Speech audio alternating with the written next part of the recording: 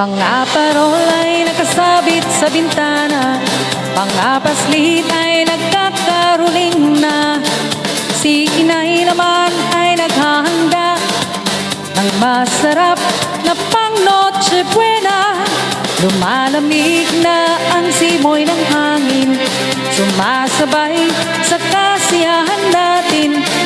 May naghahanda ng ipanregalo sa malalapit sa kanyang puso.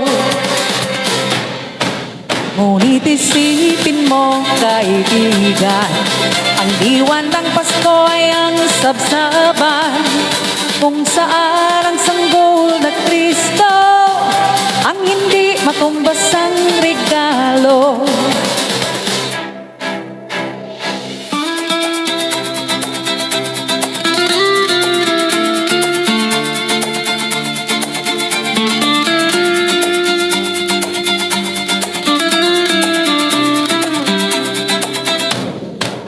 Bawat Pasko nag-aalab ang pag-ibig, winawaksi ang galit at lamig.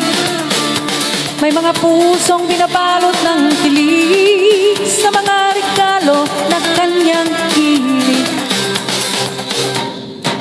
Ngunit isipin mo, kaibigan, ang diwan ng Pasko ay ang sabsaban, kung saan ang sanggol na Kristo ang hindi matumbas ang regalo. Huwag mo sanang kalimutan, si Kristo ang diwan ng Kapaskuhan, ang hindi matumbas ang regalo, lubos na nagmamahal sa iyo.